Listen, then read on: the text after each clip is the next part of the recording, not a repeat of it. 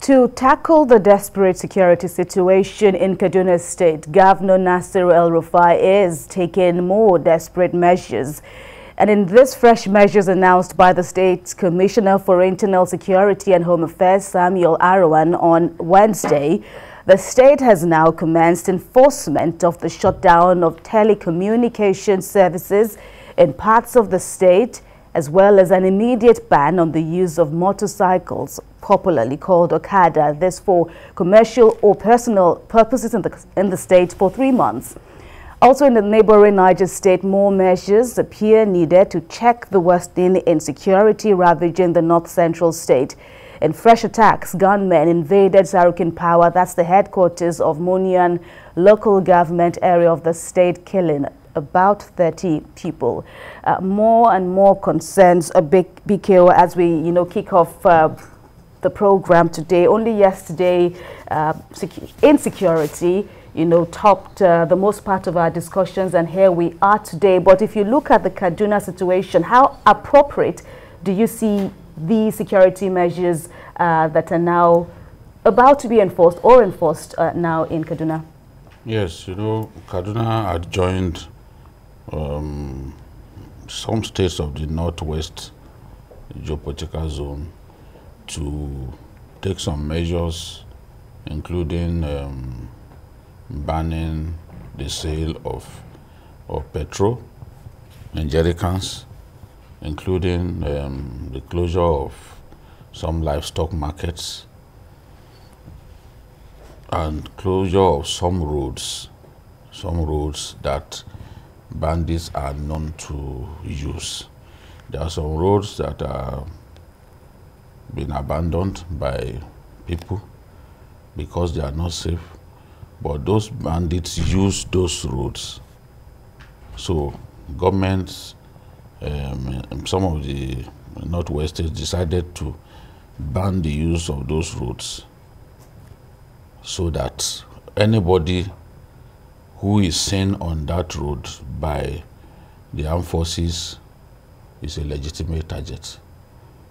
So that is where we are. And then even felling of trees, they are trying to block their access to things that they know they need badly to survive. And some of those measures are working. For example, even because they need petrol to move around on their bikes, they need those bikes to move around. So if you impose a ban on the use of motorbikes, whether for commercial purpose or even for personal use, then it's going to hurt the activities of these guys. Of course, to telecommunication, banning the use of telecommunication services, shutting down telecommunication services will also hurt them, because what the security agencies have discovered is that while the bandits are in the forest, the people who actually negotiate ransom with the relatives of captives reside in the cities. From some of the arrests that they have made, this information came out. We've said repeatedly that, look, the guys that you see wielding AK-47 or AK-49, those dirty-looking bandits, they have their masters. Those masters do not reside in the forest with them. They are living with you and I, and they are the ones who sponsor these acts of criminalities against our people. So now, when you ban the telco services and you shut down telco services, it becomes difficult for those people to also negotiate for ransom. When you block, when you stop the use of those, when you close those livestock markets, some of the cattle that they rustle, they will not be able to sell them. So life becomes much more difficult for them. And that is why we've seen bandits now moving from Zamfara to neighboring Sokoto, you will see that the activities of bandits, there has been an uptick in the activities of bandits in the Sokoto area in the last 2 weeks, because a good number of them have now moved from Zamfara, where they are being bombarded, to Sokoto State. So, and that's why we've always suggested that, look, this military campaign should be coordinated across all those contiguous states. If you target a particular state, they will run away and move to another state where they are not being bombarded. So it's a good thing that Kaduna has taken these steps. 3 months ban on the use of motorbikes. Who knows? Perhaps at the end of these 3 months, the governor may think of even making it permanent. Although I have to stress that the meeting that was held before these decisions were reached by Kaduna State government, even the union, the Motorcycle Riders Union, agreed that in the interest of peace, that this measure should be allowed to take place. So, all right.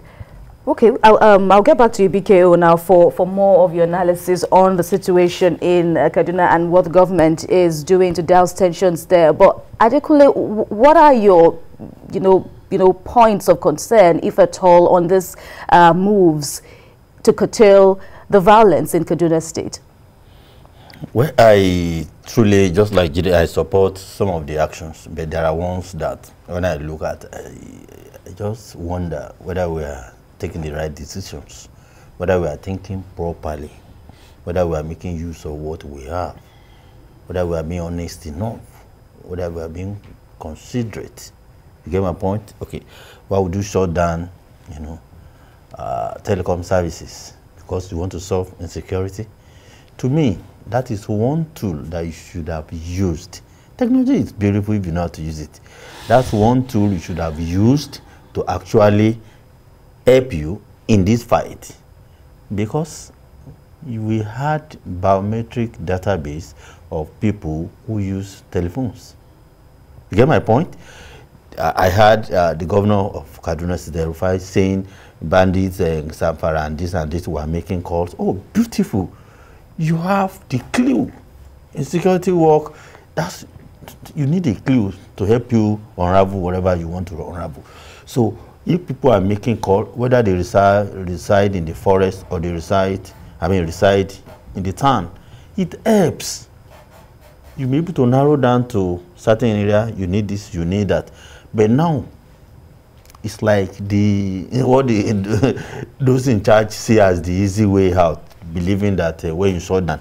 In places we have done, these things have been done, shutting down of telecom services.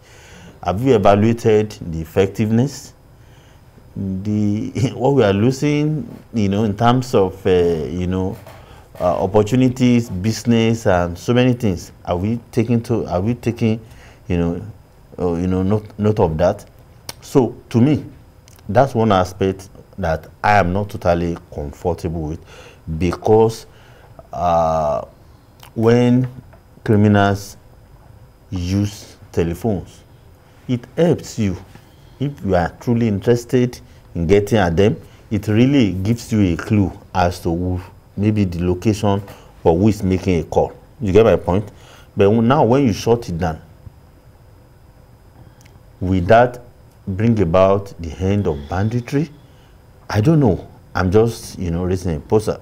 So, but, in those places, they do a lot of damage using Okada. They do it here too. But in that part of the country, bandits, all those things, kidnappings, they do most of these atrocities on using bikes. You understand my point? You see like 100. So when you hear that they kidnap 200, children, you will be expecting that maybe they use a Marco Polo bus. No. They usually, use, motorbikes. So now, if you're able to stop that and you seek, the understanding of commercial trade, that's a beautiful one. There are other things they are doing that I think is commendable. You get my point? But this aspect of telecom, I'm not too sure that is the right decision. All right. That said, we will, get more reactions on this now, from across the divide. But in the meantime, BKO, I would also, want you to speak to another burden. What must be another burden on the Kaduna state government, and that is the recurring violence and killings in southern Kaduna. And, up until this point now, we've had another fresh spate of attacks. More than 50 people said to be killed. But to what extent do these fresh security measures, to what extent does it appear to you that these measures would address the violence there decisively? The steps that the government has taken are largely targeted at banditry. In southern Kaduna, we are witnessing both banditry and terrorism and sectarian violence. The sectarian violence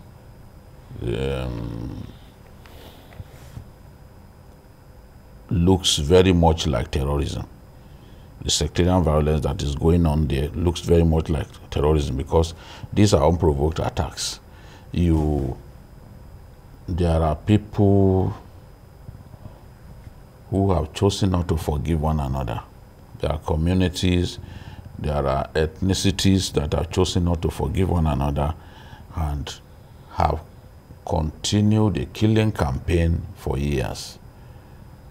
And as I've said repeatedly, the killings in southern Kaduna will stop when the people decide that they want to forget the past and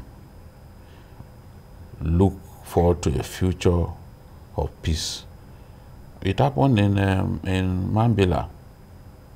The natives and the Fulanis were killing themselves. At a point, even Mr. President had to go there.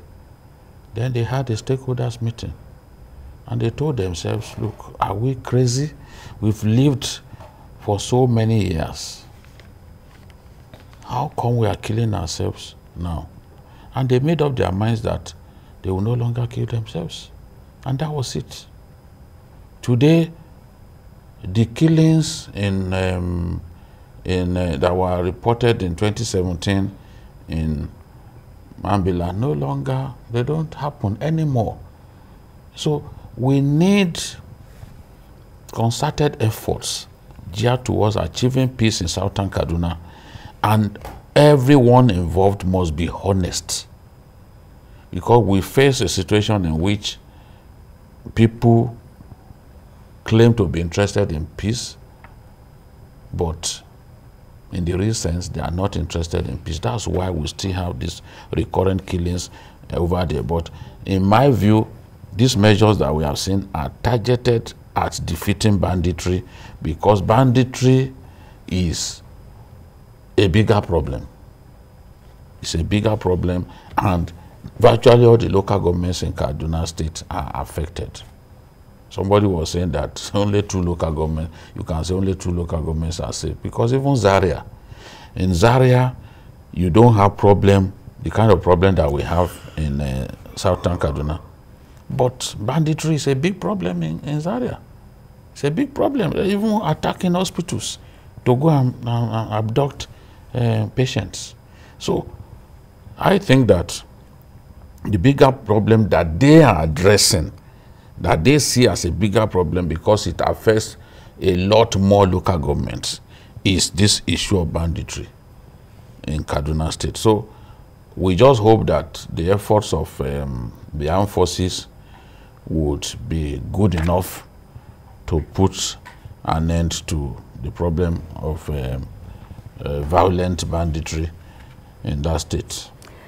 All right, gentlemen, let me at this time now bring in the Kaduna State Commissioner for Internal Security and Home Affairs, Mr. Samuel Aruwan. Welcome to Journalist Hangout Thursday edition. He joins us via Zoom, of course, for more discussion on containing the violence across Kaduna State. Welcome to the program once again. But how confident is your government about, these fresh moves that Governor Nasir El-Rufai is bringing to contain the violence there? We can start with the issue of the ban or the shutdown of telecom services, Okada measures, and a host of others.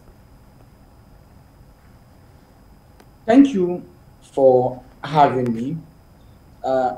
What I would want you to understand, for a very long time, there has been clamor for a uniform approach across Zamfara, Katsina, Sokoto, Kebbi, Kaduna, and Niger State. And considering the fact that if you don't have a simultaneous operation in all the concerned states, possibility is there that once you are carrying out operation in one state, the bandits who are hibernating and highly mobile will move to another state. And at the end of the day, we will not be able to have a solution or an end to this problem. Now, coming back to your question, in view of the fact that governors of the concerned state have been meeting, security agencies that are also covering the concerned state have also been meeting, and we now have a harmonized approach to this issue. So it was collectively resolved that there's a need to shut down telecom services in some parts of the states where we are having these problems. And I'm happy to inform you that from the shutdown that has commenced here in Kaduna, we have started recording some successes that I will not be able to talk about them so that we don't compromise or jeopardize what we are doing. But we are confident that this will help us in the move or in the campaign against banditry, kidnapping across the northwestern states that are affected by this problem, alongside with Niger State and Plateau and Nasarawa in the north central. So we are optimistic. Against the rationale for shutting down telecom services in these areas, as you have explained to us and in your correspondence now to relevant bodies on this issue in Kaduna State, there's also some mounting concern as to, what about captives in these bandits' detention, so to speak? If these telecom services are shut down, how then, what happens, or what is the fate of these captives who are still with the bandits? Well, first and foremost, we are concerned about that. We are compassionate. We have empathy for people that are in captivity. But what is important is we have to stand up, we have to be firm, we have to be on our feet and take hard decisions. And if you follow the trend in Zamfara, considering the fact that communication is key, communication is very vital in the course of negotiation, for ransom. We have cases where the bandits were left with no option than to let the people go. And I want you to know, or I want to reiterate, that communication is an important and vital component as far as banditry is concerned. Apart from the fact that they get money from ransom, there must be a medium of communication that would help them, or that will aid facilitation of ransom, where the person who will take the ransom will be, where those in captivity will be free. So we are concerned about that. But like I said, we have to stand up, we have to do something. This is a threat. It is affecting us badly. It is a threat to education and learning. It is a threat to healthcare service delivery. It's a threat to food security. It is gradually collapsing rural economy, and we have to do something. And when you look at the space, the 6 states that are affected by banditry. That is the frontline state and the north. It's a huge, it has a huge land mass. It has a huge ungoverned space. When you look at Zamfara, it's about 39,762 square kilometers. Katsina is 24,192 square kilometers. Sokoto has 25,973 square kilometers. Kebbi has about 36,000 square kilometers. Kaduna is 46,053 square kilometers. And above all, Niger has 76,363 square kilometers. So you can see you are dealing with a vast part of this country. And if we don't stand up to do something, we really don't know what awaits us from the future.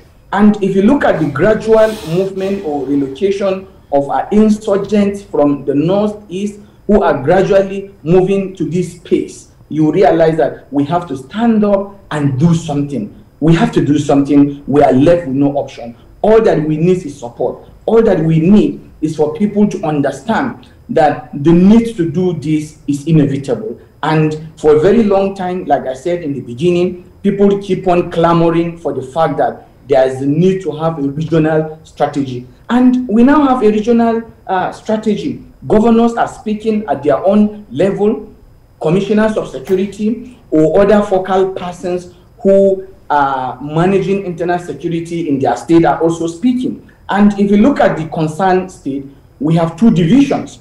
One division, Nigerian Army, covers Niger, Kaduna, Kano, and Jigawa. 8th division is in Sokoto, which covers Katsina, Sokoto, Kebbi, and also Zamfara. And the Air Force are here. So the military have their own cooperation and partnership.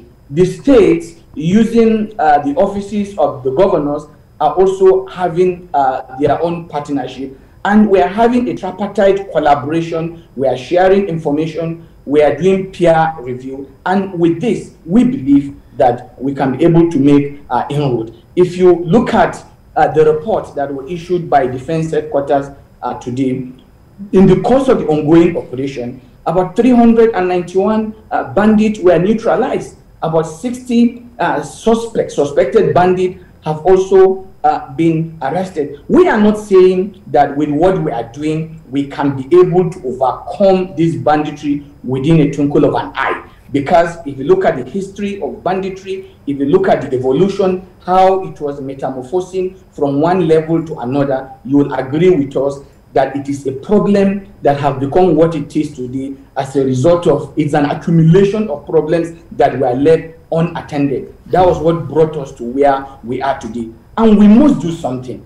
And that's why we are appealing to our citizens. Yes, we knew there's going to be problem, there is going to be severe pains, but they have to understand that collectively we have to make sacrifices so that we serve the best for the last. Mr. Aruwan, we'll get back to you for more on the government's position of these fresh measures to curtail security and other tensions. Thanks a lot for staying with us on Journalist Hangout. And we still have the Kaduna State Commissioner for Internal Security and Home Affairs, Samuel Aruwan. Thanks for staying on with us. Well, let's also look at another bit of, the concerns on the security situation in the country. But let me allow, BKO to come in here. Okay. Are you there? Yes. Can you hear me? Okay.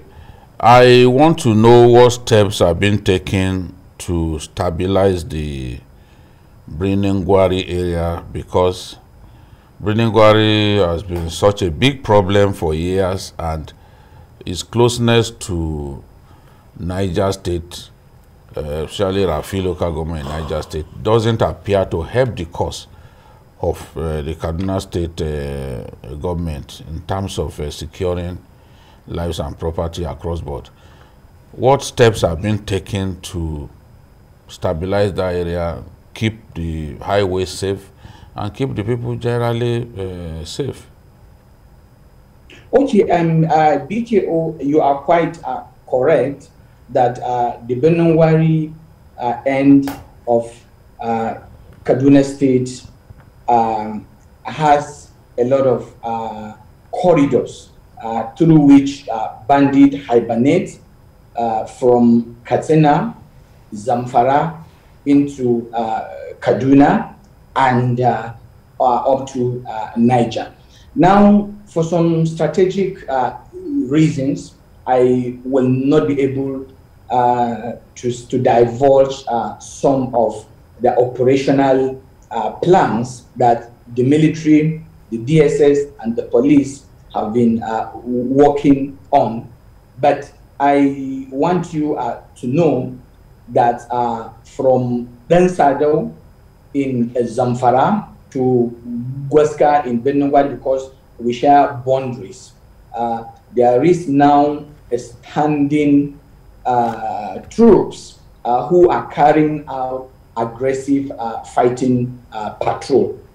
The same thing, there is also troops around Polwire who are equally carrying out aggressive fighting patrol from Polwire to Gagafada up to the boundaries with Niger that will link up to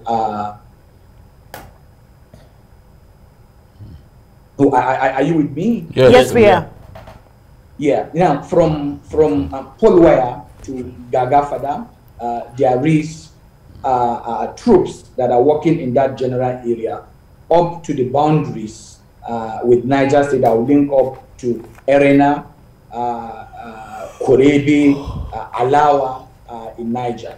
And the Nigerian Air Force is equally complementing ground troops, forming a lot of blocking force within this corridor. Now, from the other side of Benungwari, that is talking about Nasibi, Kwasa, Kutemeshi, Damari axis that link up to Sabua local government in Katsina State. We also have troops and Air Force who are working within that axis. You may wish to know that even last week, the troops actually came in contact with the bandits and they were able to contain them. So a lot of activities are going on within that belt. But I must admit here that we are having problem within the Kaduna-Benungwari route from Buruku, to Angwenu Yako, to Ladi, to Kuriga, to Zonkoro, up to the point that we get into Benungwari, because the bandits straddle this axis when they are coming from the Rima, Ochidendam, or Galadima general area, trying to link up to Damba, Kasaya, Kangwang Kadi axis. So we are getting a lot of challenges around that area. But as we speak, in view of the shutdown and the ongoing operations, I want to assure you that we are taking cognizance of all this. And a lot is happening within that axis that I don't want to talk about, but I am assuring you that we're conscious of the problem and we are leaving no stone unturned as far as this axis is concerned. It is very strategic because it links Kaduna and Niger, it links Kaduna and Zamfara, it links Kaduna to Katsina, and small corridors that we have with Kebbi and Sokoto states. Commissioner for Internal Security and Home Affairs in Kaduna State, Samuel Aruwan, thank you very much for speaking with us on Journalist Hangouts on TVC News. You're welcome and thank you.